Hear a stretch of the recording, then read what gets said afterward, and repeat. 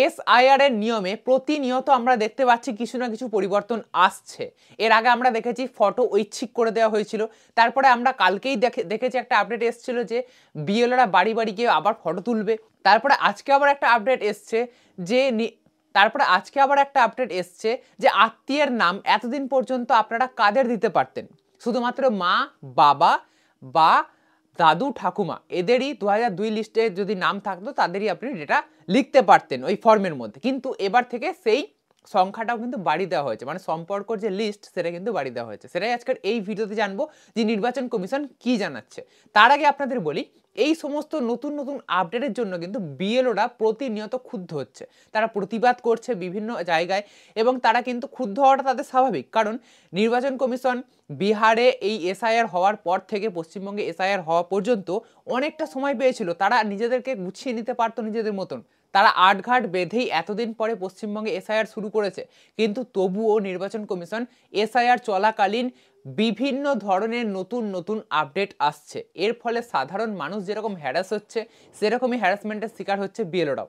কারণ নতুনত্ব আইনের সাথে বিএলওকে খাপ খাইয়ে নিতে হচ্ছে।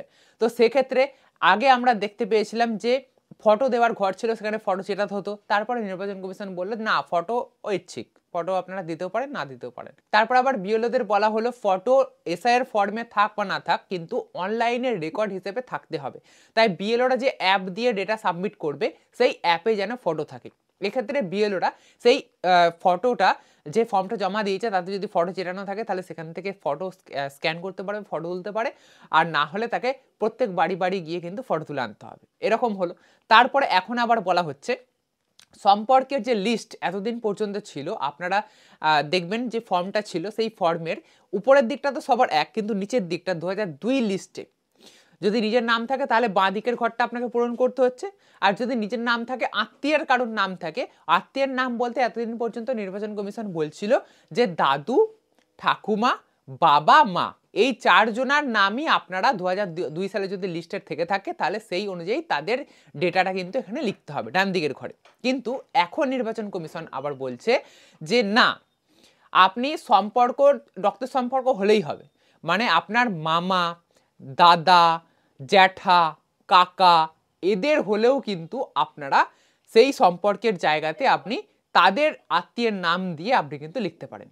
মানে ধরুন আপনার বাবা, মা, দাদু, ঠাকুমা কারোর নাম এসআইআর এর যে 2002 সালের এসআইআর হয়েছিল তখনকার লিস্টে নেই, কিন্তু আপনার কাকার নাম সেই লিস্টে রয়েছে, তাহলে আপনি কাকার সম্পর্ক দিয়ে কিন্তু ফর্মটা পূরণ করে জমা দিতে পারেন। তাতে আপনার কোনো অসুবিধা হবে না, আপনার নাম ভোটার যে খসড়া লিস্ট তাতে উঠে যাবে, কোনো অসুবিধা হবে না।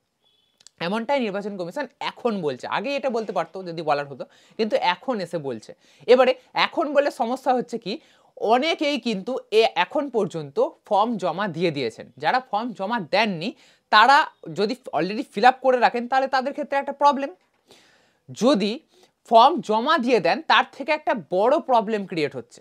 ধরুন আপনাদের বাড়ি থেকে ফর্ম জমা নিয়ে চলে গেছে, আপনি কারোর, আপনার বাবা, মা, দাদু, ঠাকুমা কারোরই আপনার লিস্টে নাম দেখতে পাননি, আপনি উপরের অংশটা ফিল আপ করে আপনি জমা দিয়ে দিয়েছেন বিএলওকে।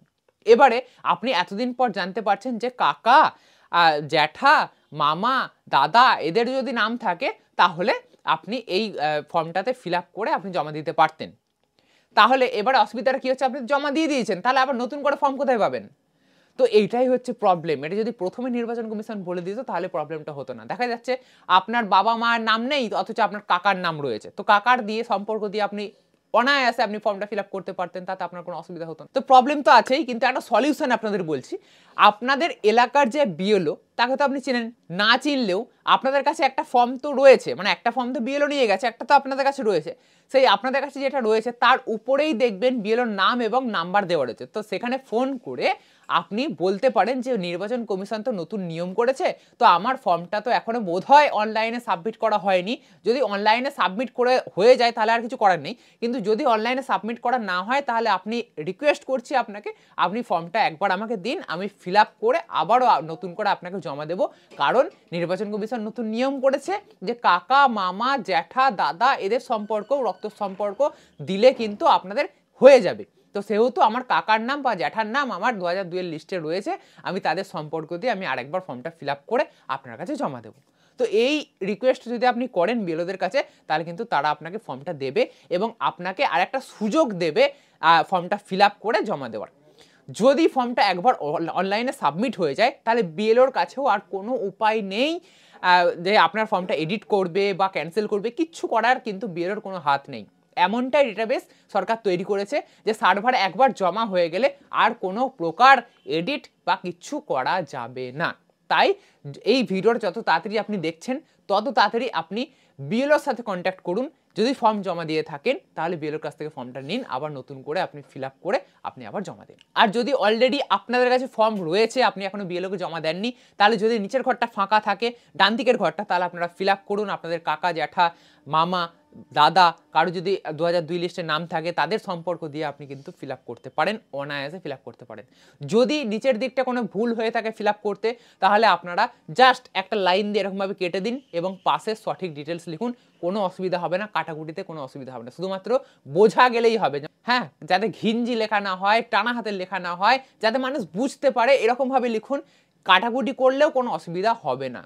চাইলে আপনারা হোয়াইটনার ব্যবহার করতে পারেন, তাতেও কোনো অসুবিধা হবে না। এছাড়া ফর্ম ফিল আপে যদি কোনো ভুল হয়ে যায়, তাহলে কী কী উপায় রয়েছে সেগুলো নিয়ে তো আমি একটা আলাদা ভিডিও বানিয়েছি। আপনারা চাইলে এই চ্যানেলেই রয়েছে ভিডিও, সেখান থেকে আপনারা ভিডিওটা দেখতে পারেন। এছাড়া এই ভিডিও ডেসক্রিপশন বক্সে আমি লিঙ্ক দিয়ে দেবো, সেখান থেকেও আপনারা ডাইরেক্ট ভিডিওটি দেখতে পারেন যে ফর্ম ভুল হয়ে গেলে ফিল আপ করতে গিয়ে তাহলে আপনারা কী কী উপায়ে আবার নতুন ফর্ম পেতে পারেন। আশা করব নির্বাচন কমিশনের এই নতুন আপডেট সম্পর্কে আপনারা ওয়াকিবহল হলেন। যদি আজকের এই ভিডিওটা আপনাদের ভালো লেগে থাকে, তাহলে অবশ্যই একটা লাইক করবেন।